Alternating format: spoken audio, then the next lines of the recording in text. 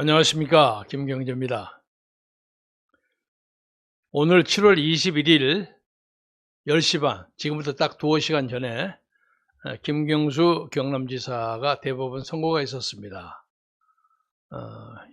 2년 징역형을 최종으로 확정받았는데, 아마 이제 김경수 지사는 현재로 봐서는 대선의 중요한 변수는 안 될 것 같습니다. 근데 이제 김경수 지사 혐의 2개 중에 하나는 공무집행 방해 뭐 이런 그런 것이 있고, 하나는 이제 그 선거법 위반이 있었는데 선거법 위반은 무죄가 나왔습니다. 그러니까 김명수의 대법원이 선거법 위반까지 유죄를 했을 경우에는 문재인 대통령의 선거 자체가 가짜라는 얘기가 되거든요. 아무래도 고심에 찬 중간을 선택한 것으로 보이는데, 아무튼 대법원이 이 문제를 끝내기까지 그동안 특검이 꾸준히 이 문제를 제기했고, 또 법원이 160만여 개의 댓글을 전부 조사했습니다. 그래서 고심에 찬 결론을 맺어준 것에 대해서는 수고 많이 하셨다고 격려 말씀을 드리고자 합니다. 어제 오늘 사이에 문무대왕함에서 벌어진 사건 때문에 우리 장병 301명이 비행기 수송돼서 성남공항에 도착했습니다. 그 중에 확진자가 266명이고 나머지 분은 다행히 음성인 것으로 아는데, 우리나라에 소위 그렇게 뭐 내외에 막 자랑하던 K방역이 좀 무색하게 됐습니다. 그러나 그 사이에는 얼마나 많은 의료인들, 관계자들, 영세 소매상인 자영업자들이 얼마나 고통이 많습니까? 그런데도 이 문제에 대해서 책임의 소재가 불분명해요. 그리고 어제 이 문무대왕함 사건만 하더라도, 아니 대통령이 당연히 나와야 하는 건데 국무총리가 나와서 사과를 해요. 대통령은 자기 일은 아닌 것처럼 나무 얘기처럼 커멘트만 정치 비평가처럼 얘기를 해요. 참 기가 막혀. 마음이 좀 안 들었습니다만은, 그런데 이번에 수송기가 도착했을 때 만약에 문 대통령이 그 공항에 나갔더라면 훨씬 더 근사했을 것 같아요. 이럴 때는 대통령이 공항에 나가야 하는 거 아닙니까? 대통령이 해먹기 어렵습니다. 그런데 대통령 해먹기도 어렵지만 대통령 되기도 굉장히 어려운 거예요. 요새 대통령 선거에 이제 예비 후보들이 등록을 하고 여기저기 많이 뛰고 이거 현충원도 가고 대구 서문시장도 가고 광주 5.18 혁명탑도 가고 바빠요. 그런데 그 과정에서 유독 그 돋보이는 사람이 추미애 전 장관이야. 추미애 장관은 제가 개인적으로 잘 아는 사람입니다. 안 만난 지는 거의 20년 됐지만 1996년에 같이 15대 국회에 들어와서 꾸준히 같이 일을 했고, 노무현 대통령이 우리 민주당에서 47명인가 의원을 뽑아가지고 열린우리당 만들어 갈 때도 우리는 남아서 조순영 대표와 같이 새천년 민주당을 했습니다. 이게 이제 진짜 오리지널 민주당입니다. 근데 그 오리지널 민주당이 요새 많이 그냥 흩어져 버린 것과 마찬가지인데, 그럴 때도 저하고 같이 옆에 나란히 앉아서 최고위원을 같이 했습니다.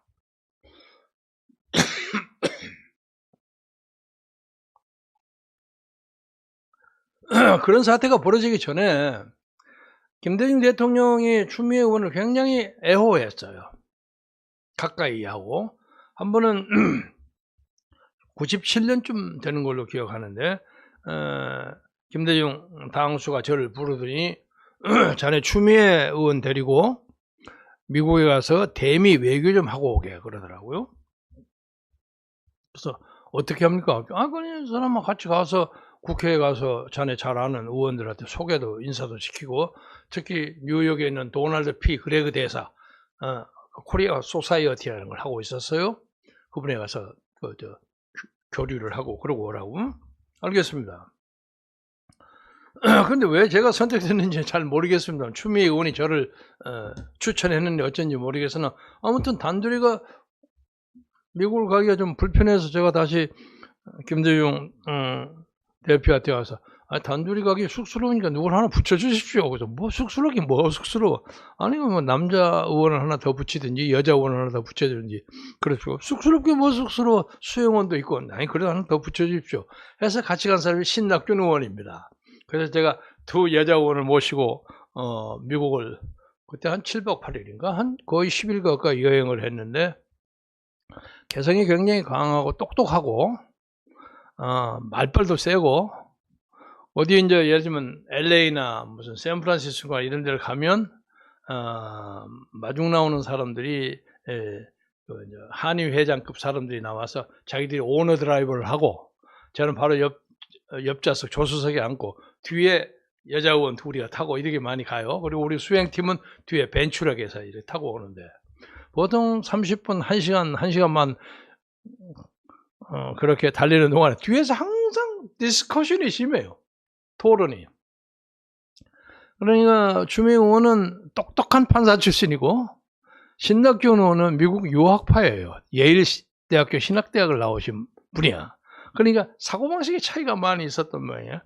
맨날 토닥거리고 싸움을 해요. 그래서 좀 조용히 하시오. 내가 맨날 고함을 지르고 뭐 그런 적이 있었는데 뉴욕에 가서 도널드 P. 그레그 대사한테 추미애 의원을 소개했더니 아주 참 친절하게 하더라고요.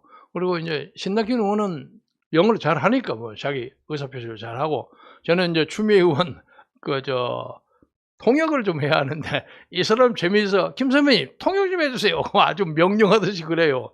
하여간 당찬 여자예요.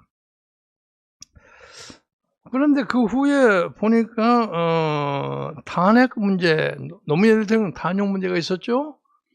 그때 그 후에 보니까 우리가 그 탄핵에 말려 들어간 것 같아요. 제가 어디서든지 그 얘기합니다만은 노 대통령이 너무 지나치게 정치적인 발언을 하니까 그렇게 하면 탄핵당한다고 우리가 몇 번 경고를 했습니다. 그런데도 여전히 하는 거야. 그래서 이 양반 안 되겠다. 그래서 뭐 탄핵하자 말자 그런 얘기가 돌았는데 당시에 이제 신한국당인가요? 그쪽에서 탄핵하자 하고 난리가 났는데 제가 이렇게 맞춰 보니까 탄핵을 해서 이길 가능성이 좀 부족해요. 왜? 그때는 열린우리당으로 47명이 떨어져 나가버렸기 때문에. 그리고 열린우리당 원내대표가 그때 김근태 의원이 했나? 그래서 김근태 의원은 저하고 개인적으로 같은 교무실이라고 해서 좀 친했습니다. 그래서 김 의원한테 왜 이 탄핵을 자꾸 벌리냐?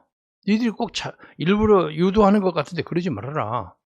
그럼 어떻게 해야 됩니까? 저한테 형님 동생 그럽니다. 노 대통령한테 그 발언이 조금 무리했다고 유감스러움을 표시하면 된다. 알았습니다. 그리고 한참 있다가 김근태 의원이 전화가 와갖고 아이고 형님 내가 포기했습니다. 안 돼요. 도저히 안 돼요. 그러더라고요. 그래서 결국 노 대통령이 오히려 탄핵을 유도하다시피 해서 탄핵을 당한 겁니다. 지금도 그 문제에 대해서는 좀 미스터리가 있습니다만 아무튼 근데 탄핵을 하는 당시에 이제 조순영 대표가 이제 그것을 뭐 발표하기로 돼 있는데 그동안에 그 최고위원을 했던 추미애 의원이 우리 민주당 안에서 탄핵 반대파로 분류가 됐어요. 일체 참여를 안 하고 그러다가 한 이틀 전인가가 갑자기 나타나서 자기도 탄핵에 동참하겠다는 거야. 그래서 우리 깜짝 놀랐죠. 와, 놀라고 그 탄핵 문서 가지고 자기가 율사니까 이거 뭐 법률적으로 이 용어가 맞지 않다고 막 고치고 그 문장을 추미애 의원이 다 고쳤어요. 그래서 우리는 놀랄 노자라고 쳐다만 보고 있었죠. 그래서 이제 탄핵이 그렇게 판가름이 되고 난 다음에 우리가 총선에서 참패를 하고 그러고 나니까 추미애 의원이 갑자기 이제 자기 탄핵 참여한 거 잘못했다고 삼보일배를 막 벌리는 거야. 어이가 없게 됐어요. 그러니까 드라마틱한 여성입니다. 그리고 기억하는 것은 그때 제주도 4.3 사건에 가서 꼭 축사를 줘. 야, 그거 뭐하러 그거 하냐고. 뭐 하면 어때요? 당연히 해야죠. 그래서 이 사람이 정치적으로 상당히 진보적인 사람이구나 이렇게 생각하고, 제하고는 개인적으로 참 친했어요. 그 후에 뭐 거의 25년 전 일인데, 그 후에 한 20년 가까이는 전혀 연락을 안 하고 살아서 잘 모르겠습니다만, 요새 보니까 이상하게 추미애 의원이 뭘 도우려고 하면 그 사람이 피해를 보더라고요.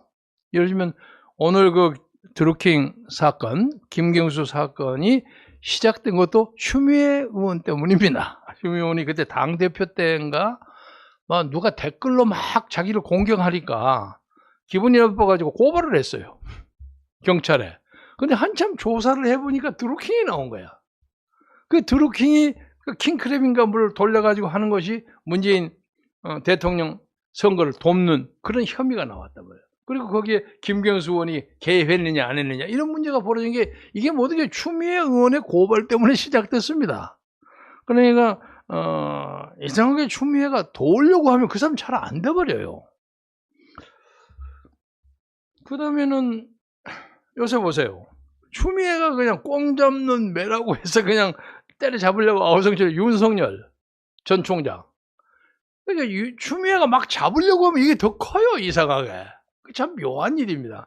그래서 지금 앞으로 두고 봐야 되겠지만, 꽁 잡는 매는 매가 아니라 참새가 되고, 꽁은 큰 독수리가 될 경우로 역전할 가능성이 많이 있습니다. 뭐 앞으로 그건 두고 봐야 할 얘기지만 그런 것 같고, 요새는 또 민주당 그 후보 경선에 파이널 6으로 나타났는데, 거기에 이재명 후보를 또 열심히 가까이 하더라고요. 그래서 저것 때문에 또 이재명 손해보는 거 아닌가 저는 그런 장난스러운 생각이 듭니다. 하여간 흥미있는 여성이에요. 그래서 그리고 옛날보다 오랜만에 봐서 그런지, 옛날에는 아주 화용 월태라고 해서 아주 그 인물이 뛰어나게 잘생겼다고 칭찬이 자자했는데, 요새 보니까 좀 싸납게 느껴지더라고요. 그래서 개인적으로 제가 뭐 대화할 기회는 없지만, 추미애 의원이 이번에는 추미애의 타이밍이 아니다 그런 느낌이 들어요. 그래서 대통령 해먹기도 어렵지만 대통령 되기도 좀 어렵습니다. 대통령 되기 연습으로 이번에 추미애 의원이 벌리는 것은 계산을 좀 잘못한 거 아닌가 하는 그런 느낌이 드는군요. 그 다음에 이제 지난번에 제가 김부선 영화배우, 그리고 김건희 씨, 그리고 박근혜 전 대통령 셋이를 뭐 무슨 그 이유 때문에 비유를 했더니, 박근혜 대통령 아주 강성 지지자들이 왜 그 두 사람한테 박근혜 거기에 붙이려고 아주 난리 법석이 났어요. 근데 사실은 그것은 동일선상에 비교한 건 아니잖아요. 그래서 이제 뭐 가라앉았습니다만은, 가만히 보니까 박근혜 전 대통령 지금 몸이 아파서 지금 서초동에 있는 강남 성모병원에 다시 입원했습니다. 몸 처리가 잘 되기를 바라고, 대신 김부선, 김건희, 여기 추미애가 들어간 거, 이거야말로 트리오예요. 트리오가 딱 되는 것 같아요. 대선을 이 세 사람이 좌지우지할 것 같은 느낌이 드네요. 그래서 김부선 의원은 그전에도 영화 배우는 그전에도 제가 얘기했습니다만은, 아무래도 아무것도 없는 것을 저렇게 억지스면 죽기야 살기야 하겠느냐 하는 게 일반 사람들의 인식이 아닌가 그런 생각을 합니다. 그래서 이재명 후보는 다른 거 그만두더라도 김부선한테 잘 핸들하는 것이 당의 후보로 등장하는데 결정적인 요인이 될 것 같고, 윤석열 후보도 김건희 문제를 잘 해결하면 충분하게 야당의 대표가 되지 않을까. 그래서 뭐 하도 복잡해서 제가 코멘트하기 어렵습니다만은, 그런 문제 가지고 스스럼이 없이 잘 해결하고, 요새는 또 야권에서 원희룡 지사도 그 문제에 대해서 확실하게 해명하라고 또 요구했더라고요. 그래서 이것이 아마 윤석열 후보를 좀 불안하게 보는 일반의 그 야권 지지 성향의 유권자들의 근심거리가, 관심사가 아닌가, 그렇게 생각이 됩니다. 저는 이제 지금 뭐 예를 들면 뭐 예비 후보들이 별거 다 하잖아요. 광주에 가서 윤석열 전 총장이 5.18 묘에 가서 묘를 잡고 뭐 어쩌고 하니까 갑자기 그 더러운 손 만지지 말라고 김두관 의원이 가서 그걸 손수건으로 닦는 그 해프닝은 좀 너무하지 않아요? 그래서 대통령 되기 연습을 해도 품격을 잃지 않고 하는 것이 좋지 않을까, 그런 생각이 듭니다. 그리고 핵심 문제, 그리고 비준 문제, 이런 문제에 대해서 이제 제대로 얘기할 수 있는 그런 계기가 있었으면 좋겠다, 그런 말씀을 드리고 싶고, 저는 솔직하게 말씀드려서 최근에 유튜브에서 물론 한두 개, 두세 개의 악플도 있었습니다만 압도적인 격려와 지지를 받았습니다. 상당히 고무되어 있습니다.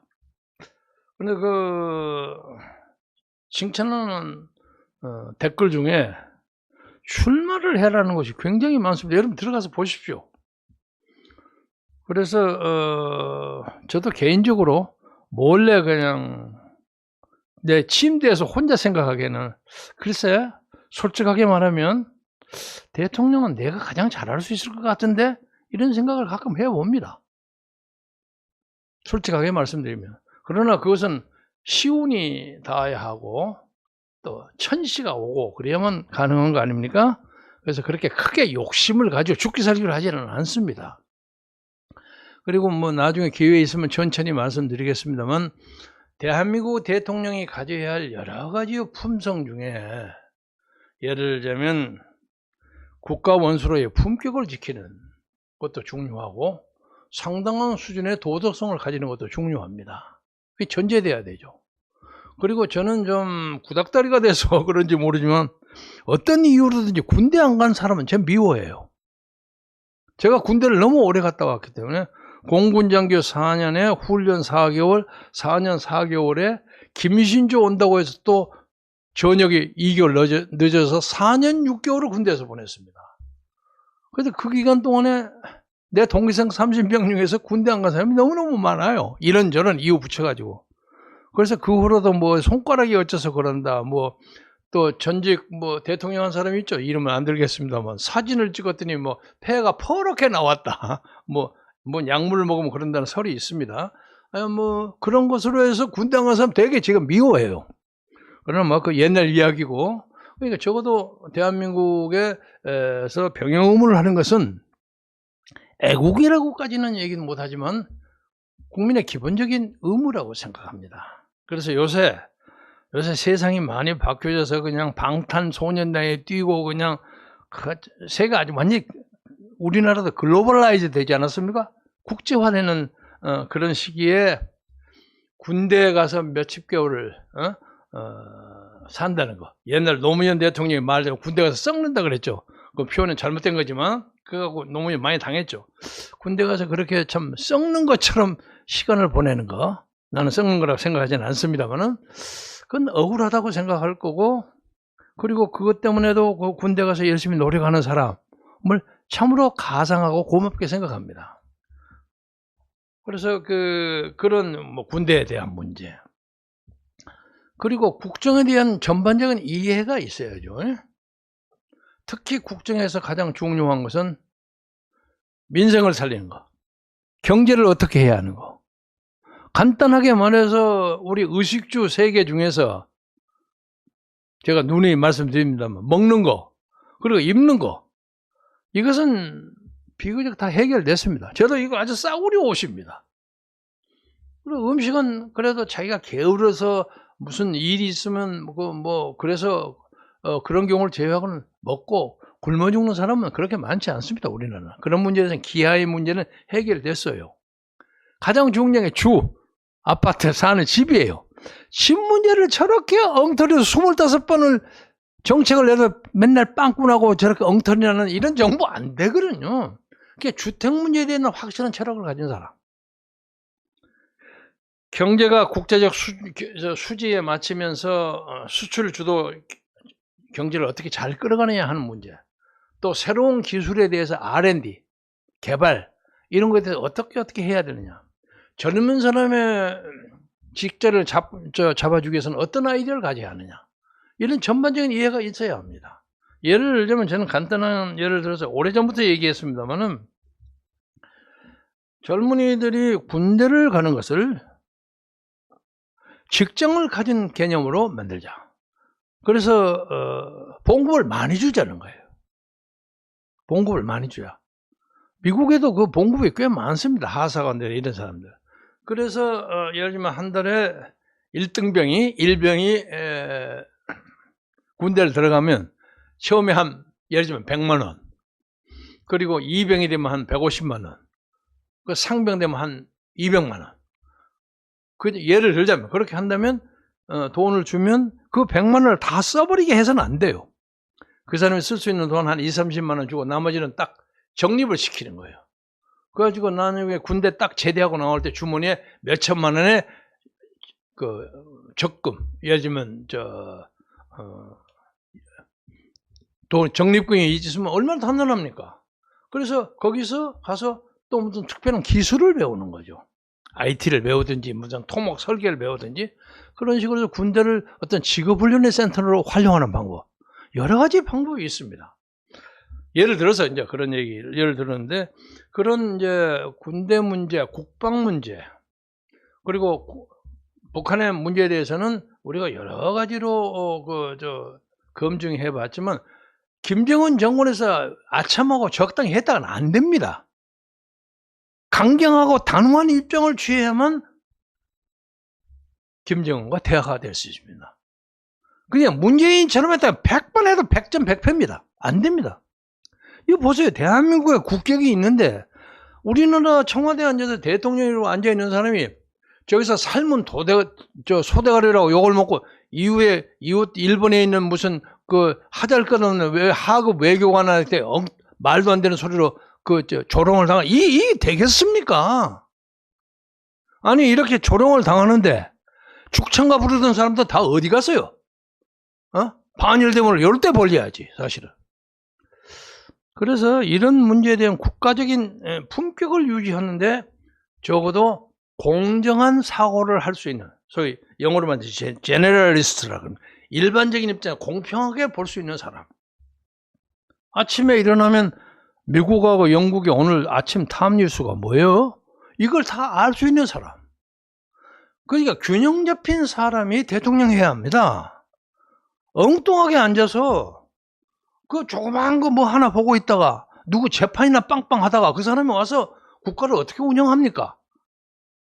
그리고 뭐 교수들 불러와서 브리핑 받아갖고 국가, 이거 안 됩니다. 어렵습니다. 그런 의미에서는 누구요? 홍준표 의원이 말 잘했어요. 뭐 어떤 특정한 지역에 있는 사람 무슨 전문식이라는 것은 대통령을 할 수 있는 직책의 1%에도 해당되지 않는다는 발언을 했더라고요. 그 말이 맞습니다. 사실은. 대통령은 나름대로 준비하고 수행하고 묵상하고, 그리고 해외도 돌아다니면서, 예를 들면 제가 세계를 많이 돌아다녔어요. 미국 시카고 같은 데를 가면 시카고 트리뷴이라는 그 신문사 있는 데 가보면 그 거리가 굉장히 아름답습니다. 건물이 전부 특색이 있는 건물이에요. 고색 찬연한 고직식 건물부터 아주 얼트라 모던한 초현대식 건물까지. 그래서 이 도시는 정말 이거 박물관이구나. 우리도 나라를 만들려면 지금 뭐 급해서 그냥 막 성냥갑처럼 만들지만은 앞으로 도시를 만들면 이렇게 좀 아름답게 만들어야 되겠구나, 이런 생각이 많이 들어요. 그래서 그런 문제에 대해서는 국제적인 경험도 있어야 합니다. 그런데 우리 국민들이 그런 걸 잘 생각을 못해. 그냥 따라가서 그냥 누구 찍고받고 해서 공격하고 요만한 사건 가지고 그냥 난리 법석하고 휙 돌아가요. 그게 나라가 요 모양 요 꼴이 되는 거예요. 그래서 그런 문제에 대해서 여러분들이 특히 대통령 되기 연습하는 사람들 많이 있잖아요. 이런 사람들 냉정하고 지혜롭게 판단하는 그런 계기가 되기를 바라고, 제가 소속되어 있는 국민혁명당은 특히 우리 정광훈 목사는 이 선거가 제대로 갈 것인가에 대해서 근본적인 원천적인 회의를 가지고 있습니다. 그래서 오는 8월 25일까지 이 코로나 사태와 대비해서 전국을 나름대로 순응하면서 문재인 정권의 반대 운동을 열심히 하고, 그 8월 10월 이후에 우리 당으로서는 뭐 대통령 후보 지명 대회를 벌리든 뭐를 하든 아니면 다른 사람을 영입해서 새로 크게 세를 넓혀서 소위 빅 텐트를 지든 그때 결정하겠다 하는 입장을 가지고, 우리는 지금 열심히 정광훈 목사님은 당원을 많이 확보하는 것이 승리의 비결에 대해서 그의 혼신의 힘을 다 겨누고 있고, 저는 가끔 나와서 유튜브도 하고 다른 업무를 하고 있습니다. 다른 업무는 예를 들면 국가를 우리가 담당해야 할 경우에 어떤 준비가 필요하냐, 인재는 어떻게 배치해야 하느냐. 예를 들면 기획재정부 예산국장 하면 쫙 우리가 가지고 있는 리스트가 한 10개 있습니다. 이 사람은 이런 기능이 있고, 그런 식으로 인재를 탕평적으로 모으는 데는 천하의 인재를 잘 정리해 두는 것도 필요하다. 그런 작업하고 있습니다. 그러니까 보니까 제가 저 대통령직위 인수위원회에 가끔 가보니까 인수위원회에 들어가면 그냥 보따리에서 뭐 돈보따리인가 뭐 들고 와서 들어간 사람이 엉뚱한 사람이 많이 들어가더라고요. 그래서 그런 문제에 대해서 과학적인 접근 이런 것이 필요하다 하고 생각합니다. 오늘 어떻게 하다 보니까 추미애 의원 얘기를 하다가 얘기가 이렇게 돌아왔는데, 우리는 지금 이 시점이 우리나라의 자유민주주의를 체제를 근본적으로 유지할 수 있느냐 못하느냐 하는 결정적인 시점이라고 생각합니다. 지금 많은 사람들이 그냥 저쪽 편은 아니지만 야권에서 뭐 한다는 사람이 입으로는 자유민주주의 어쩌고저쩌고 많이 해요. 그러나 그 사람들 과거를 봐야 합니다. 저 사람이 법치를 잘 지킬 수 있는 사람이냐, 약속을 잘 지킬 수 있는 사람이냐, 그런 능력이 있느냐, 이런 것을 잘 봐서 전국을 헤쳐나가는 것이 이 더운 염천지절에, 오늘 중복이죠. 국민의 지혜를 가지는 사람들이 되기를 바라고, 지혜 있는 국민, 슬기로운 국민이 좋은 정치를 가질 수 있습니다.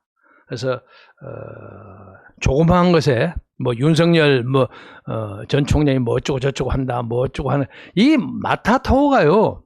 대한민국의 마타토가 저도 이름을 들면 신뢰가 될 것 같으니까 안 하겠습니다만은, 어제도 제가 몇 개 봤어요. 몇 개 봤는데 거의 대부분이 좌파들이 하는 거예요. 그마들이 하는 얘기가 심지어 TV 조선까지 극우 언론이라고 되더라고요. 극우. 이렇게 막 몰아붙입니다. 이런 물량 공세에 국민 여러분 넘어가지 마시길 바라고, 좋은 정권, 좋은 역사를 만들 수 있다는 희망을 강력하게 가지면서 우리 다 같이 무더위와 코로나를 이겨내십시다. 대단히 고맙습니다.